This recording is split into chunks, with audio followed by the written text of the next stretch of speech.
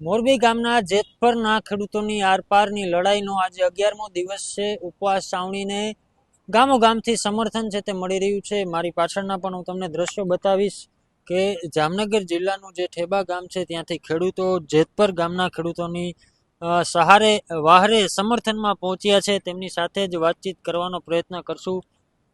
શું નામ છે ભાઈ તમારું? બિપિનભાઈ. શું કહેશો, જેતપર ગામની અંદર જે આંદોલન ચાલી રહ્યું છે, હવે તો સમગ્ર ગુજરાતભરના ખેડૂતોનો જે મુદ્દો છે તે લાગી રહ્યો છે, કારણ કે કચ્છના વાંઢિયાથી શરૂ થઈ અને અત્યારે સૌરાષ્ટ્રના ઘણા બધા ગામોની અંદર વીજ લાઈન આવી રહી છે. તમારું શું કહેવું? જામનગર જિલ્લા ઠેબા થાવરિયા, જામનગર તાલુકાના ઠેબા થાવરિયા ગામના છાવણીમાં ઉપવાસ કરેલા તેમને સમર્થન આપવા માટે આવેલા છે. અદાણી કંપની વિરુદ્ધ છાવણીમાં બેઠેલાઓને સમર્થન આપવા અમે ત્યાં આવ્યા છે જામનગરથી. આ લોકો બળજબરીથી વીજ લાઈનો નાખે છે, ખેડૂતને કોઈ પૈસા પૂરતા આપતા નથી અને ખેડૂત વિરોધી આ છાવણી છે બધી કંપની વાળા બધા કાંઈ ખેડૂતને કાંઈ સમર્થન દેતા નથી કાંઈ. ચોક્કસથી બીજા પણ અન્ય ખેડૂતો છે. તમારું નામ શું છે? અતુલભાઈ છગનભાઈ મુંગરા, ગામ ઠેબા, તાલુકો જિલ્લો જામનગર. શું કહેશો, જેતપરની અંદર જે રીતે આંદોલનની શરૂઆત થઈ છે, ખૂબ જ મજબૂત સમિતિ દ્વારા આ આંદોલનની શરૂઆત કરવામાં આવી છે. ગાંધી ચિંધ્યા માર્ગે આંદોલન ચાલી રહ્યું છે. કોઈ પણ ઉશ્કેરાટ નહીં, કોઈ પણ બીજી કોઈ વાત નહીં, માત્ર ને માત્ર ગાંધી ચિંધ્યા માર્ગે આંદોલનની શરૂઆત કરવામાં આવી છે. તમારું શું કહેવું છે? 11 દિવસ થયા છે. ખરેખર ખેડૂતોનો ન્યાય ક્યારે મળશે? ન્યાય ક્યારે મળશે એનું તો કઈ નક્કી જ નથી. અને આમાં 11 દિવસ થઈ ગયા, હજી કોઈ સરકારનો કે કોઈનો જવાબ આવતો નથી. એટલે અમે ઠેબા ગામથી અહીંયા સપોર્ટ કરવા અમે પધાર્યા છે, ઠેબા થાવરિયા ગામના બે. તમને આગળનું શું લાગે છે કે અત્યારે ખેડૂતો જે રીતે આંદોલન કરી રહ્યા છે, આજે 11 દિવસ થયા, હજી અહીંયા કોઈ પણ સરકાર તરફથી નિર્ણય આવ્યો નથી. સરકારે અહીંયા ખેડૂતોની હાલત જોવા પણ કોઈ આવ્યા નથી.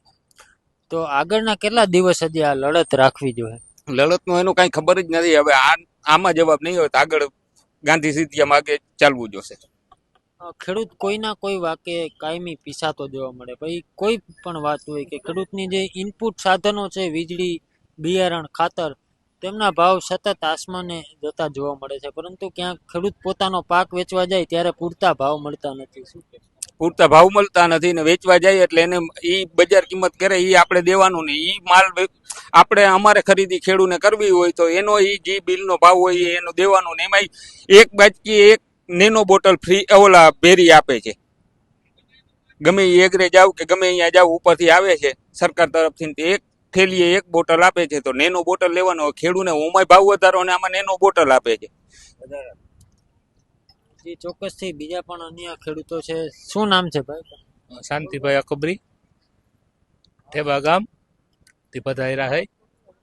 ને એક તો વાતમાં તો બીજું તો સરકાર હવે એક તરફી થઈ ગઈ છે, હાવ તાનાશાહી જાકે છે. તો કાંઈ કોઈને જવાબ દે એવું નથી લાગતું. એટલે એકવાર હવે આ લોકોને કરી બતાવવું જોઈએ કે સરકારનું આપણે પરિવર્તન કરી સરકારને ફેરવી. 11 દિવસથી તો અહીંયા ઉપવાસમાં આ લોકો બેઠા છે. હજી સુધી કોઈ પણ જાતની નિર્ણય સરકાર તરફથી લેવામાં આવ્યો નથી. તમને શું લાગે છે આગળના દિવસોમાં કેવું રહેશે? આંધળી બેડી સરકાર છે, આ કાંઈ કોઈનું સાંભળતી જ નથી, કાંઈ કોઈ જોતી નથી. એને શું પડી, એને તો એના ખીચા ભરાઈ ગયા, પછી શું ઉપાધિ છે? જે કરે કે ભલે કરે. ખેડૂતોની આગળની રણનીતિ શું રહેશે? કારણ કે જો સરકાર ખેડૂતોની માંગ નહીં સાંભળે તો ખેડૂતો પોતાની હકની લડાઈ અત્યારે લડી રહ્યા છે. આગળ શું એવું લાગે તમને? કાંઈ નહીં, ખેડૂતની એકતા હોવી જોઈએ ને, ખેડૂતની એકતા કરવી જરૂરી છે. ખેડૂતો બોલતા થયા છે તો હવે એનો સ્ટેપ લેવો પડશે સરકારને. કારણ કે અત્યાર સુધી હજી અમે ખેતરમાં ખેતી જ કામ કર્યું છે, અમને બોલતા આવડતું નથી, આ બોલતા શીખવાડે છે. આ કંપનીઓને વચ્ચે રાખી અને સરકાર છે ને, સરકાર જાહે અને કા થાંભલા જાહે, બેમાંથી એક થાય. ખેડૂત રોડ ઉપર આવ્યા છે, હવે એના પરિણામ ભોગવવાની તૈયારી રાખવી જોઈએ. તમે જે રીતે કહો કે ખેડૂત રોડ ઉપર આવ્યો છે, ખેડૂતને જગતનો તાત માનવામાં આવે, અન્નદાતા કહેવામાં આવે છે, હવે એ જ ખેડૂતને પોતાની માંગ માટે રોડ ઉપર ઉતરવું પડે એ કેટલું યોગ્ય? એ કેટલું યોગ્ય તમે વિચાર કરો. અમે ખેતરમાં સંકળાયેલા છે, ખેતી કામમાં માટી હારે સંકળાયેલા છે, તો અમારે માટી સાથે અમે કામ કરવું કે આમાં આની પાછળ રહેવું? ગમે ત્યારે લાઈન, ખાતરમાં લાઈન, કેવાયસીમાં લાઈન, 2000 નો હપ્તો આવે તો લાઈન, અને ઓનલાઈન કરવું તો લાઈન. અમારી પ્રોડક્ટ વેચવી તોય અમારે લાઈનમાં ઉભું રહેવાનું, અમારે લેવું તોય લાઈનમાં ઉભું રહેવું. એટલે અમને લાઈનમાંથી નવરા નથી રહેવા દેતા. એટલે આ કોઈને જાગૃતતા આવતી નથી. બરોબર છે. કોઈ ભણેલા ગણેલા હોય નહીં. ભણેલા ગણેલા હોય ધંધા ઉપર કે મોકલી દેવા પડે છે. 5 વીઘા જમીન હોય તો અમારે બાળકોને અમારે એને ભણાવવા કેવી રીતે? એક ટાવર આવી જાય પછી અમે ખેતી કેવી રીતે કરવી? પછી બાળકોનું પોષણ કેમ કરવું? તમે કયો. કેટલા વર્ષથી તમે ખેતી સાથે હું સંકળાયેલા? 35 વર્ષથી ખેતી, 15 વર્ષની ઉંમરથી ખેતી કરું છું અને 7 જ ધોરણ ભણેલ છું. બરોબર છે. મારે 35 વીઘા જમીન છે. વિસાવદર તાલુકાના પ્રેમપરા ગામેથી હું આવું છું. આ 3 દિવસથી અનશન ઉપર હું બેઠો છું, પણ હું બહાર રહું છું. આ જોઉં છું ચિત્ર. સરકારની ક્યારે આને નજર ખુલે ને એ માટે હું જોઉં છું. એને રાજકીય હથકંડા જ અપનાવવા છે. કેન પ્રકારે આ આંદોલનને તોડવા છે. એક કે આ બીજી રીતે. જો આમાંથી ઉમેદવારો આમાં રાજીનામા નહીં આપે જ્યાં સુધી, ભાજપના ધારાસભ્યો, આગેવાનો, ખેડૂતના દીકરા હોય ખરેખર તો રાજીનામા ધરી દેવા જોઈએ. કાં નિવેડો લાવો. આ 2 દીકરાને હું ભોગ લેવા બેઠા છે. અમે પાણી પરસેવો આપ્યો, લોહી આપ્યું, હવે જીવ લેવા બેઠા છે. આ સરકાર અમારો જીવ લેવા બેઠી છે.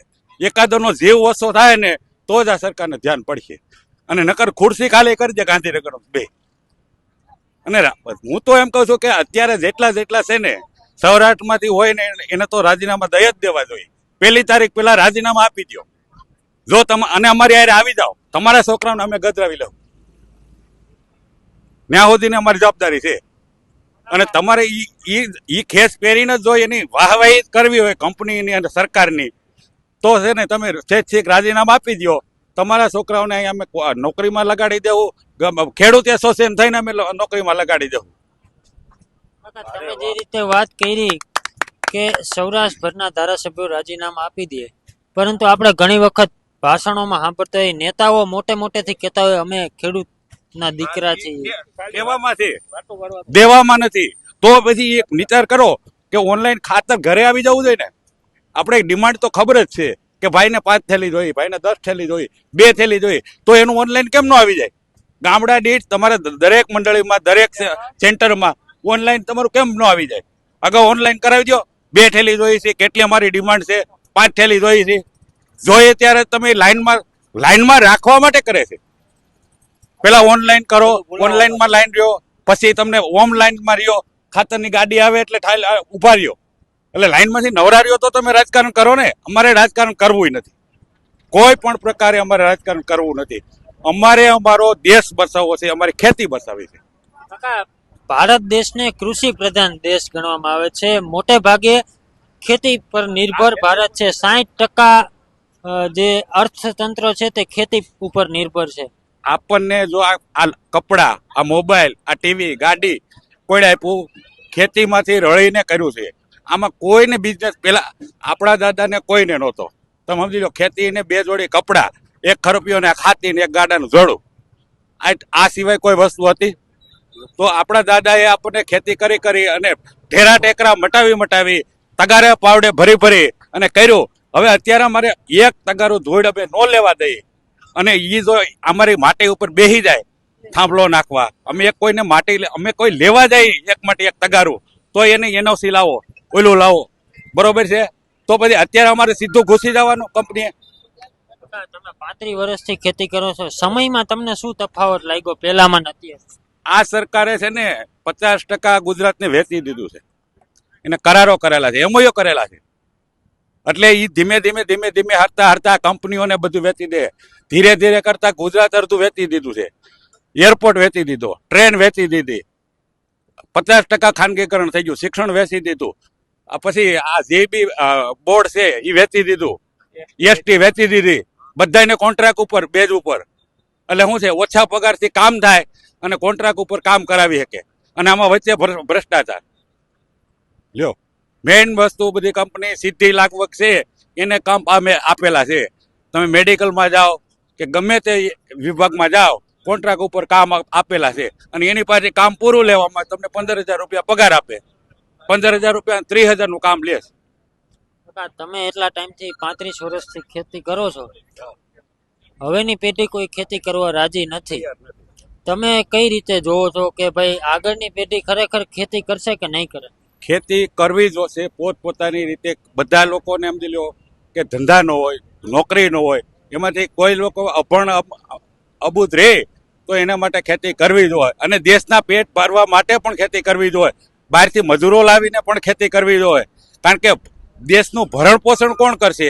આની કઈ ફોરેનથી તો આયાત નહીં થાય, તે કોઈ કંપની તો નહીં બનાવી શકે. અને આટલું જો આપણે ભારતને કરે, બહારથી આયાત લાવવાનું થાય ને અનાજ ને બધું, તો આપણો ભારત ભૂખ્યા મરી જાય. હું અનાજ અને ફ્રૂટ જો આપણે ભારતમાંથી જેટલું સપ્લાય કરી છે એથી 3 ગણી ડિમાન્ડ તો આપણે છે. આપણી કોઈ પણ દેશ આપણો છે ને ભારત સિવાય આપણને પૂરું પાડી શકે એમ નથી. ભારતની ખેતી ભારતમાં જ થાય તો જ આપણે પૂરું પાડી શકીએ એમ છે, નકર કોઈ પૂરું પાડી શકે એમ છે નહીં આ જનતા. અને એને આપવું હોય નાના મોટાને બધાને તો લઈને આપે, કાંઈ વાંધો નહીં. અને ખાતામાં સબસિડી સીધી નાખી દે. હું તો અંત્યોદય છે ને એ સીધું છે ને એના ખાતામાં નાખી દે. એમાં પણ ભ્રષ્ટાચાર થાય છે અંત્યોદયમાં. ઠેઠ નાના માણસો સુધી પૂગતું નથી. એટલે ખેડૂતથી માંડીને નાના વર્કર સુધી બધા તકલીફમાં જ અત્યારે મુસીબતમાં જ આ સરકારની છે. સરકારને કાંઈ સાંભળવાનું નથી. ગમે તે બરાડા નાખશો એને સાંભળવાનું નથી. સ્વયં જાગૃત થઈ તાલુકા કક્ષાએથી બધેથી યુનિટી બનાવી અને ખેડૂતો, ખેતમજૂરો બધા જાગૃત થાય. દરેક નાગરિક માત્રનો અધિકાર છે હક માગવાનો. નાગરિક માત્રનો હક છે. કારણ કે ભારતમાં જન્મ લીધો હોય તો ભારતમાં તમે તમારું આઈ કાર્ડ છે, ચૂંટણી કાર્ડ છે, એ શેના માટે છે? તમારો અધિકાર નથી. તમારો મત અધિકાર જ છે. ખાલી તમારી પાસેથી મત લઈ જાય ઘરે આવી. બધું અત્યારે આ વસ્તી ગણતરી છે, બધા ડોક્યુમેન્ટ તમારી પાસે વેરિફિકેશન કરી લઈ જાય. પણ છતાંય પાછું વેરિફિકેશન કરવાનું કે તમે આવકનો દાખલો કાઢો, તમારી કેટલી ઇન્કમ છે. પછી તમે જાતિ ના કહી દો. અરે તમારે બધું એ તમે એમાં આપી દીધું છે તો પછી હવે બીજી ફિલ્મ કામ કરો છો? દરેક વખતે બધી અલગ અલગ ફિલ્મ કરો. એટલે અમારા પબ્લિકને હવે ને રોડ ઉપર જ રાખવાની. ઊંચા આવે તો અવાજ કરે ને. ખેડૂત ઊંચા આવે, નાના માણસો, મધ્યમ વર્ગના માણસો ઊંચા આવે તો અવાજ કરે ને. આ દબાવી દેવા માંગે છે.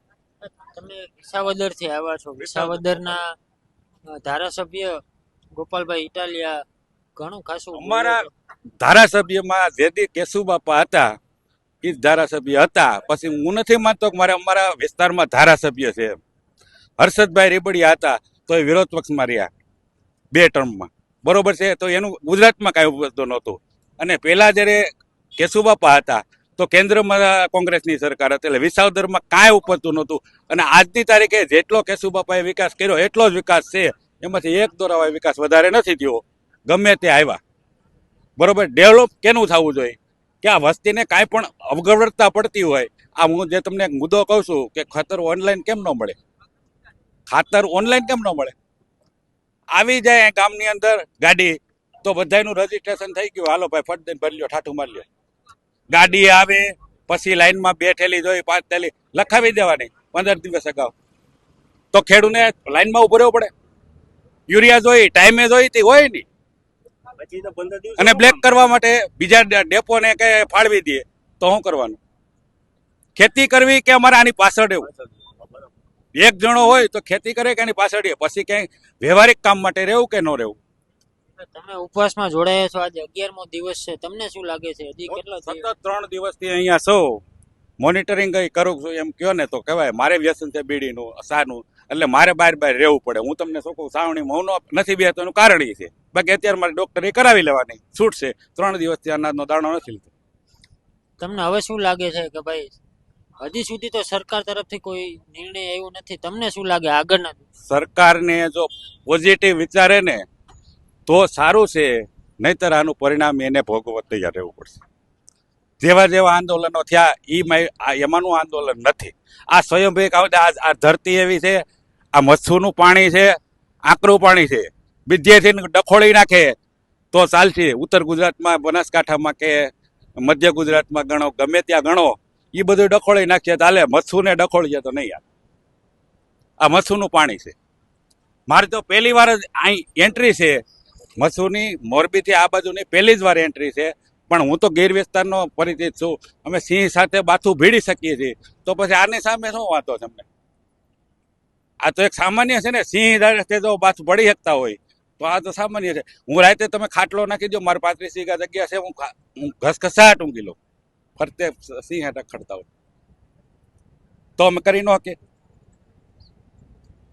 જી ચોક્કસથી. તો જે રીતે ખેડૂતો છે તે જણાવી રહ્યા છે કે હવે કોઈ પણ સંજોગ અવસાર આ જે આંદોલન છે તેને તૂટવા નહીં દે, કારણ કે જે રીતે ખેડૂતોનો આક્રોશ છે તે સ્પષ્ટ છે કે જો સિંહ સાથે પણ તે લોકો બથ ભરી એવો એક સૌરાષ્ટ્રનો શબ્દ છે તે કરી શકતા હોય તો સરકાર તો તેમના માટે કાંઈ નથી તેવું ખેડૂતો જણાવી રહ્યા છે. ત્યારે હવે આગળના દિવસોમાં સરકાર ખેડૂત હિતમાં કેવા નિર્ણય લેશે અને સરકાર કઈ રીતે ખેડૂતોની વાતમાં વાત મિલાવી અને ખેડૂતોના હિતમાં નિર્ણય લેશે તે પણ જોવું મહત્વનું રહેશે. કેમેરા પર્સન મિત પરમાર સાથે રાજેશ જોશી, BS19 ન્યૂઝ, જેતપુર.